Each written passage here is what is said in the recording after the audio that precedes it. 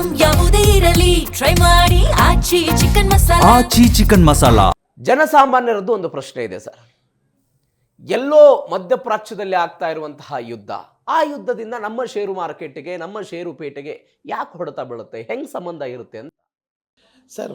ಇಡೀ ಪ್ರಪಂಚ ಇವಾಗ ಏನಾಗಿದೆ ಅಂದರೆ, ಮೊದಲಾದರೆ ಡಿವೈಡ್ ಆಗಿತ್ತು. ಯಾಕೆಂದರೆ ಒಂದು ದೇಶದ ಅವಲಂಬನೆ ಅವರ ದೇಶದ ಮೇಲೆ ಮಾತ್ರ ಇತ್ತು. ಹೀಗಿದ್ದಾಗ ಏನಾಗ್ತಿತ್ತು, ಬೇರೆ ದೇಶದಲ್ಲಿ ಏನಾದರೂ ಕೂಡ ನಮಗೆ ಅದರ ಪರಿಣಾಮ ತುಂಬ ಕಮ್ಮಿ ಆಗ್ತಿತ್ತು. ಆದರೆ ಈಗ ಏನಾಗಿದೆ ಅಂದರೆ, ಪ್ರತಿಯೊಂದು ದೇಶಗಳು ಒಂದು ದೇಶದ ಒಂದು ಸರಪಳಿ ಆಗೋಗಿದೆ, ಕೊಂಡಿಗಳಿದ್ದ ಹಾಗೆ. ಇವಾಗ ಯಾವುದೇ ಒಂದು ಕೊಂಡಿಗೆ ಏಟು ಬಿತ್ತು ಅಂದರೂ ಇಡೀ ಸಪ್ಲೈ ಚೈನ್ ಮತ್ತು ಇನ್ಫ್ರಾಸ್ಟ್ರಕ್ಚರ್ ಮತ್ತು ರಾ ಮಟೀರಿಯಲ್ ಸಪ್ಲೈ, ಸೇಲ್ಸ್ ಎಲ್ಲದಕ್ಕೂ ಎಫೆಕ್ಟ್ ಆಗುತ್ತೆ. ಸರ್ ಹೇಗೆ ಸರ್? ಸೂಕ್ಷ್ಮವಾಗಿ ಸಿಂಪಲ್ಲಾಗಿ ಹೇಳಿ ನೋಡಿ ಸರ್.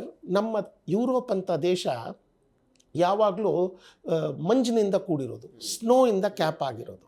ಈ ದೇಶದಲ್ಲಿ ಅಗ್ರಿಕಲ್ಚರಲ್ ಪ್ರಾಡಕ್ಟ್ಗಳನ್ನ ಮ್ಯಾನುಫ್ಯಾಕ್ಚರ್ ಮಾಡೋದಕ್ಕೆ ಆಗೋದಿಲ್ಲ. ಅವರು ಬೇರೆ ದೇಶಗಳ ಮೇಲೆ ಅವಲಂಬನೆ ಆಗಲೇಬೇಕು ಅವರ ಜೀವನದ ದೈನಂದಿನ ಜೀವನದ ಪ್ರಾಡಕ್ಟ್ಗಳಿಗೋಸ್ಕರ. ಅಮೇರಿಕ, ಈ ಸೌದಿ ಅರೇಬಿಯಾ, ಗಲ್ಫ್ ಕಂಟ್ರಿಗಳು ಪೆಟ್ರೋಲ್ಗಿಂತ ನೀರು ಬೆಲೆ ಜಾಸ್ತಿ. ಯಾಕೆ ಅಂದರೆ ಅವ್ರಿಗೆ ಅದನ್ನು ಆಮದು ಮಾಡಿಕೊಂಡು ಇದನ್ನು ಎಕ್ಸ್ಪೋರ್ಟ್ ಮಾಡ್ತಾರೆ. ಸಿಂಗಪೂರ್ ಅಂತ ದೇಶ, ಇದು ಕೇವಲ ನಮ್ಮ ಬೆಂಗಳೂರಿನ 1/4 ಭಾಗದಷ್ಟು ಸೈಜ್ ಸಿಂಗಪೂರು.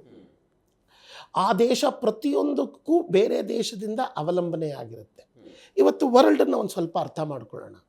ಚೈನಾ ಇಡೀ ವರ್ಲ್ಡಿನ ಫ್ಯಾಕ್ಟ್ರಿ, ಇಂಡಿಯಾ ಇಡೀ ವರ್ಲ್ಡಿನ ಸರ್ವಿಸ್ ಫ್ಯಾಕ್ಟ್ರಿ, ಅಮೇರಿಕಾ ಮತ್ತು ರಷ್ಯಾ ಇಡೀ ವರ್ಲ್ಡಿನ ವೆಪನರಿ ಫ್ಯಾಕ್ಟ್ರಿ, ಫ್ರಾನ್ಸ್ ಇಡೀ ಪ್ರಪಂಚದ ಫಾರ್ಮಸ್ಯೂಟಿಕಲ್ ಫ್ಯಾಕ್ಟ್ರಿ.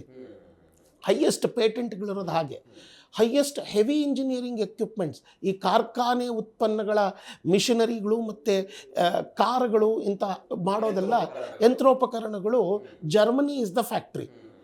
ಪ್ರಿಂಟಿಂಗ್ ಮತ್ತು ಟೆಕ್ಸ್ಟೈಲ್ ಇಂಡಸ್ಟ್ರಿಗೆ ಬ್ರಿಟನ್ ಫ್ಯಾಕ್ಟ್ರಿ. ಈ ಥರ ವೈನ್ ಮತ್ತು ಇದಕ್ಕೆ ಸ್ಪೇನ್ ಮತ್ತು ಅದರ ಫ್ಯಾಕ್ಟ್ರಿಗಳು. ಬ್ರೆಜಿಲ್ಲು ನಮ್ಮ ದೇಶದ ಥರನೇ ಮ್ಯಾನುಫ್ಯಾಕ್ಚರಿಂಗು, ಕೋಕೋ, ಕಾಫಿ, ಬ್ರೆಜಿಲ್ ಇಂಥ ಕೊಡೋದಕ್ಕೆ ಫ್ಯಾಕ್ಟ್ರಿ. ಆಫ್ರಿಕನ್ ಕಂಟ್ರಿಗಳು ಟಿಂಬರ್ ಮತ್ತು ಅದನ್ನು ಕೊಡೋ ಫ್ಯಾಕ್ಟ್ರಿಗಳು. ಹೀಗಿದ್ದಾಗ ಏನಾಗಿದೆ, ಪ್ರತಿಯೊಂದು ಒಂದಕ್ಕೊಂದಕ್ಕೆ ಕೊಂಡಿಯಾಗಿ ಕೂತಿದೆ. ನಮ್ಮ ಇಂಡಿಯಾನಲ್ಲಿ ನಾವು ಯುಕ್ರೇನಿಂದ ನಾವು ಸನ್ಫ್ಲವರ್ ಆಯಿಲ್ ಕೊಂಡ್ಕೊಳ್ತೀವಿ. ಇರಾನ್ ಯುರೋಪ್ಗೆ ಗೋಧಿಯ ಬಾಸ್ಕೆಟ್, ಅದು ಗೋಧಿ ಸಪ್ಲೈ ಮಾಡೋ ದೇಶ. ಈಗ ಈ ಅವಾಂತರ ತುಂಬ ತಾರಕಕ್ಕೆ ಯಾಕೆ ಹೇಳಿದೆ? ರಷ್ಯಾ ಯುಕ್ರೇನ್ ಜಗಳದಲ್ಲಿ ಇರಲಿಲ್ಲ, ಇರಾನ್ ಯಾಕೆ ಇರಲಿಲ್ಲ ಅಂದರೆ, ಇದು ಸ್ವಲ್ಪ ಮಟ್ಟಿನ ಪ್ರಾಡಕ್ಟ್ಗಳಿಗೆ ಮಾತ್ರ ಪ್ರಾಬ್ಲಮ್ಸ್ ಆಗ್ತಿತ್ತು. ಗೋಧಿ, ಸನ್ಫ್ಲವರ್ ಆಯಿಲ್ ಇಂಥದಕ್ಕೆ ಮಾತ್ರ ಎಫೆಕ್ಟ್ ಆಗ್ತಾ ಇತ್ತು.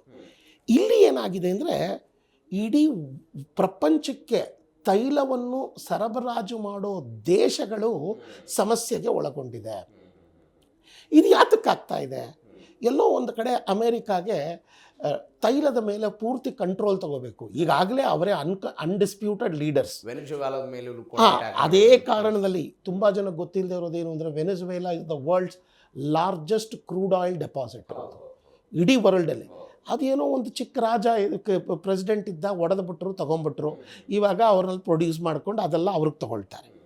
ಆದರೆ ಇರಾನು ಶಾಶ್ವತವಾಗಿ ಅವ್ರಿಗೆ ತೊಂದರೆ ಇತ್ತು. ಆ್ಯಕ್ಚುಲಿ ಹಿಸ್ಟ್ರಿ ನೋಡೋಕೆ ಹೋಯ್ತು ಅಂದರೆ, ಅಮೇರಿಕಾ, ಇಸ್ರೇಲು, ಇರಾನು ತುಂಬ ಫ್ರೆಂಡ್ಸು. ಮಧ್ಯದಲ್ಲಿ ಹಲವಾರು ವಿಷಯಗಳಾಯಿತು ಅಂತ ಹೇಳಿ ಈ ಥರ ಬಂದಿದೆ. ಈಗ ಏನು ಅಂದರೆ, ಇರಾನ್ನಲ್ಲಿ ತುಂಬ ಗ್ಯಾಸು ಇದೆ, ಪೆಟ್ರೋಲು ಇದೆ. ಆದರೆ ಇರಾನಿನ ಇವರು ದೇ ಆರ್ ವೆರಿ ಸ್ಟ್ರಾಂಗ್. ಅವ್ರಿಗೆ ಅಮೇರಿಕಾ ಜೊತೆ ಹೊಂದಾಣಿಕೆ ಮಾಡ್ಕೊಳ್ಳೋದಕ್ಕೆ ಇಷ್ಟ ಇಲ್ಲ.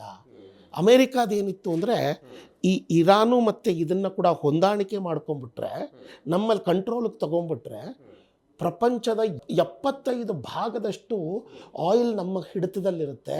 ಸೊ ವರ್ಲ್ಡ್ ನಮ್ಮ ಮಾತನ್ನು ಕೇಳುತ್ತೆ ಅನ್ನೋ ಒಂದು ಧೋರಣೆ ಇತ್ತು. ಚೈನಾ ಕೂಡ ಅಷ್ಟೇ. 70% ಆಫ್ ಚೈನಾಯಿನ ಕ್ರೂಡ್ ಆಯಿಲ್ ಬರೋದು ಇರಾನ್ನಿಂದ, ಬಾಕಿ ಬರ್ತಾ ಇದ್ದಿದ್ದು ವೆನೆಜುವೆಲಾಯಿಂದ. ಈ ಎರಡೂ ದೇಶಗಳಲ್ಲಿ ತೀರಾ ಕಮ್ಮಿ ಬೆಲೆಗೆ ಇದು ನಮ್ಮ ಚೈನಾ ಕೊಂಡುಕೊಳ್ತಾ ಇತ್ತು.